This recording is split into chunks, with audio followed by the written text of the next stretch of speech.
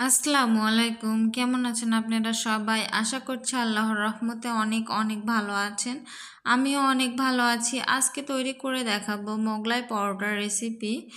বিকেলবেলায় মোগলাই পরোটাটা কিন্তু আমরা সবাই কম বেশি খেতে খুবই পছন্দ করি। এটা শহরে বলেন বা গ্রামে বলেন সব জায়গায় কিন্তু এটা তৈরি হয়। আর এটার জনপ্রিয়তা কিন্তু সব জায়গায়ই। এটা সবাই কিন্তু আমরা খেয়ে থাকি। দেখেন আমার মোগলাই পরোটাটা কত সুন্দর হয়েছে, ভিতরেও কিন্তু ডিমটা পুরোপুরিভাবে সিদ্ধ হয়ে গিয়েছে, দেখতে পাচ্ছেন। আর আমার মোগলাই পরোটার সঙ্গে যে টকটা আছে তেঁতুলের, এটাও কিন্তু খেতে ভীষণ মজার হয়েছে। এই সুন্দর রেসিপিটি দেখার জন্য প্রথম থেকে শেষ পর্যন্ত দেখার জন্য অনুরোধ রইল আপনাদের কাছে।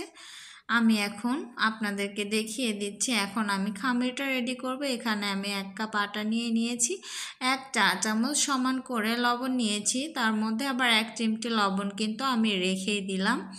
এখন আমি একটু আটার সঙ্গে মিশিয়ে নিলাম। এখন ময়াম করার জন্য দিয়ে দিচ্ছি এখানে আমি সয়াবিন তেল দিয়ে আমি ঘষে ঘষে খুব সুন্দর করে আটার সঙ্গে মিশিয়ে নেব।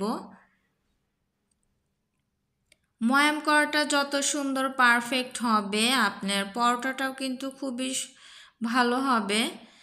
এখন আমি ডোটা রেডি করব। একটু একটু করে পানি দিয়ে আমি ডোটা রেডি করব। একবারে কিন্তু কখনোই পানি দিতে যাবেন না, তাহলে ডোটা নরম হয়ে যেতে পারে। আমি একটু একটু করে পানি দিয়ে ডোটা পারফেক্টভাবে রেডি করে নিয়েছি। আমি এখন তেল দিয়ে এটা খুব সুন্দর করে আমি একটু রেস্টে রেখে দেব। আপনারা চাইলে এটার সঙ্গে সঙ্গেও বানিয়ে নিতে পারেন, তবে একটু রেস্টে রাখলে পরোটাটা বানানোর সময় সুবিধা হয়। আমি এখানে পরোটা রেডি করার জন্য পেঁয়াজ কুচি নিয়েছি আর কাঁচামরিচ কুচি নিয়েছি। টকটা কিন্তু আমি তেঁতুলটা ভিজিয়ে রেখেছি। এটা ফোড়ন দেওয়ার জন্য পেঁয়াজ কুচি, রসুন কুচি, শুকনা মরিচ, তেজপাতা আর পাঁচফোড়ন নিয়ে নিয়েছি। আমি এখন তেঁতুলটা খুব সুন্দর করে ছেঁকে নিচ্ছি। এটা আমি এর যে বীজ আর বীজের উপরে যে একটা লেয়ার থাকে সেটা কিন্তু আমি ফেলে দিচ্ছি ছেঁকে। শুধু আমি তেঁতুলের কাফটাই নিচ্ছি, এটা সাইডে রেখে দিলাম। দেখেন আমার ময়াম করাটা কতটা পারফেক্ট হয়েছে। দেখবেন যে আপনার ডোয়ের উপর দিয়ে এরকম সাদা সাদা বাবলের মতো হয়েছে, তাহলে মনে করবেন আপনার ময়ামটা একদম পারফেক্ট হয়েছে। এখন আমি আরও একটু খুব সুন্দর করে মুথে নিচ্ছি। এটা যত ভালো করে মাখবেন আপনার পরোটাটা কিন্তু ততটাই ভালো হবে, পারফেক্ট হবে। আমি দেখেন দুটো বড় বড় করে লেচি কেটে নিচ্ছি। আমি এখন একটা লেচি সাইডে রেখে দিলাম, আরেকটা দিয়ে আমি এখন বড় একটা রুটি তৈরি করে নেব। আমি কিন্তু একদম হুবহুব দোকানের মতো করে আপনাদের তৈরি করে দেখাচ্ছি। দোকানে কিন্তু ওরা আরও বড় একটু লেচি নেয়, আরও বড় মোগলাই পরোটা তৈরি করে। আমি অত বড় করছি না, আমারটা একটু আকারে ছোট হবে, কিন্তু আমি দোকানের রেসিপিটি ফলো করছি এখানে। আমি এখন একটু ওরা এভাবে দোকানের লোকরা যখন বানায় এভাবে পেঁয়াজ আর কাঁচামরিচ কুচি আগে ছড়িয়ে দেয়, তারপরে এভাবে করে ডিমটা দিয়ে দেয়।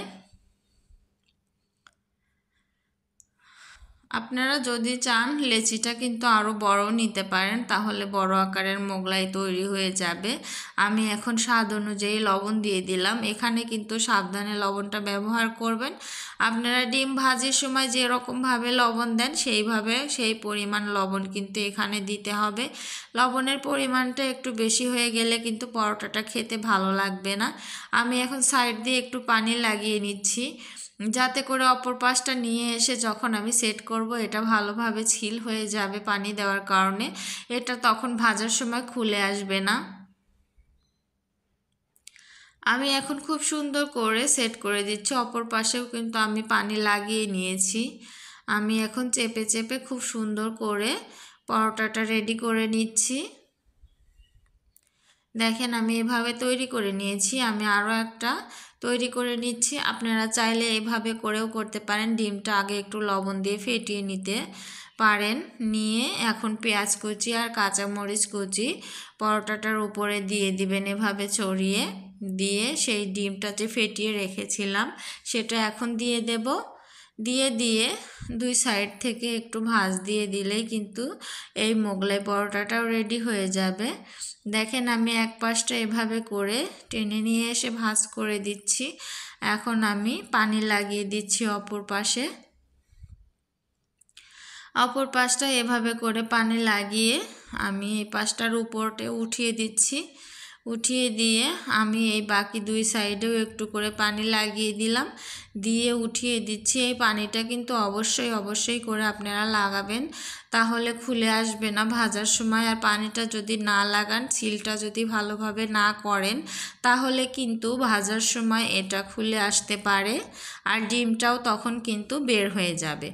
আমি একটা প্যানে পর্যাপ্ত পরিমাণে একটু তেল নিয়ে নিয়েছি। মোগলাই পরোটাটা কিন্তু একটু বেশি তেলেই ভাজে। আমি দেখেন এক পাশে কালার চলে আসলে আমি উল্টিয়ে দিচ্ছি। দেখেন এটা কিন্তু পুড়ে যায়নি, জাস্ট একটু গাঢ় কালার হয়েছে।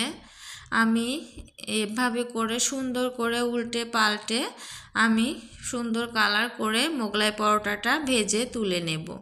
দেখেন কত পারফেক্ট হয়েছে আমার মোগলাইটা, খুবই সুন্দর হয়েছে। আমি এখন এটাকে উঠিয়ে নিচ্ছি। খুব সুন্দর কালার এসেছে। আমি দ্বিতীয়টাও এভাবে করে ভেজে নিচ্ছি। এটাও আমি খুব সুন্দর করে উল্টে পাল্টে ভেজে উঠিয়ে নেব। তো আমার ভিডিওটি যদি ভালো লাগে প্লিজ একটা লাইক করে দিয়েন আর সাবস্ক্রাইব করে আমার পাশে থাকবেন। পাশে থাকা বেল বাটনটি প্রেস করে দিয়ে নতুন ভিডিও ছাড়ার সঙ্গে সঙ্গে নোটিফিকেশন পৌঁছে যাবে। আমি সামান্য একটু তেল প্যানে দিয়ে দিলাম তেজপাতা, শুকনা মরিচ, পেঁয়াজ কুচি, রসুন কুচি। এটা আমি খুব সুন্দর করে লালচে করে ভেজে নেব। লালচে করে ভেজে নিয়ে আমি পাঁচফোড়নটা দিয়ে দিলাম। পাঁচফোড়নটা দিয়েও আমি আবারও একটু নেড়ে চেড়ে ভেজে নিচ্ছি। ভেজে নিয়ে আমি এখন সেই তেঁতুলটা দিয়ে দিলাম, তেঁতুলের পানিটা দিয়ে দিলাম। এখন এটাকে খুব সুন্দর করে রান্না করে নেব। এটা কিন্তু একটা টক ঝাল মিষ্টি একটা তেঁতুলের টক আমি তৈরি করছি। আমি তার জন্য এখানে একটু হাফ চামচ শুকনা মরিচ গুঁড়া, হাফ চামচ জিরা গুঁড়া, হাফ চামচ দিয়ে দিচ্ছি ধনে গুঁড়া, আর সামান্য হাফ চামচেরও একটু কম দিয়ে দিলাম হলুদ। এতে কালারটাও খুব সুন্দর আসবে, খেতেও কিন্তু ভীষণই মজার হবে। হালকা একটু ঝাল, টক আর মিষ্টি। আমি মিষ্টির জন্য এখানে 1 টেবিল চামচ চিনি আমি অ্যাড করলাম। এখন দিয়ে দেব স্বাদ অনুযায়ী লবণ। আমি এখানে 1 চা চামচ লবণ ব্যবহার করেছি। আপনারা আপনাদের টেস্ট অনুযায়ী লবণ ব্যবহার করবেন। এখন আমি এটাকে খুব সুন্দর করে রান্না করে নিচ্ছি। আমি একটু টেস্ট করছি যে সব কিছু ঠিক আছে কি না। তো আমি টেস্ট করে দেখলাম যে আমার মনে হচ্ছে মিষ্টিটা একটু কম হয়েছে। আমি এখানে আরও একটু চিনি অ্যাড করে দেব। আমি আরও হাফ টেবিল চামচ চিনি অ্যাড করলাম। আমি এখানে তাহলে কি করলাম, পুরো 1.5 টেবিল চামচ, সরি 2 না 1.5 টেবিল চামচ চিনি আমি এখানে ব্যবহার করলাম। এখন আমার সব কিছু একদম পারফেক্ট হয়েছে। এখন আমি মোগলাই পরোটাগুলো দোকানের মতো করে কেটে নেব। আমি ফার্স্টে এরকম লম্বা করে একটু কেটে এভাবে টুকরো করে নিচ্ছি। দোকানে কিনতে গেলে কিন্তু ওরা এভাবে করেই আমাদেরকে কেটে কেটে দেয়। তো আমি সেরকমভাবে কেটে নিচ্ছি। এটা খাওয়ার সময় তাহলে সুবিধা হবে, টকের সঙ্গে যখন আমরা এটা খাবো খেতে অনেক সুবিধা হবে। দেখেন কতটা সুন্দর হয়েছে আমার মোগলাইটা, দেখতে পাচ্ছেন কতটা সুন্দর হয়েছে। টকটাও কত সুন্দর হয়েছে, খেতেও কিন্তু ভীষণ মজার হয়েছে। তো আপনারা আমার এই রেসিপিটি ফলো করে বাসায় একবার ট্রাই করে দেখতে পারেন। আশা করছি আপনাদের রেসিপিটাও আমার মতো পারফেক্ট হবে। তো যেখান থেকে দেখছেন ভিডিওটি সবাই ভালো থাকবেন, সুস্থ থাকবেন। আমি সবার জন্য দোয়া কামনা করছি, সবার জন্য দোয়া করছি। সবাই ভালো থাকবেন, সুস্থ থাকবেন। আল্লাহ হাফেজ।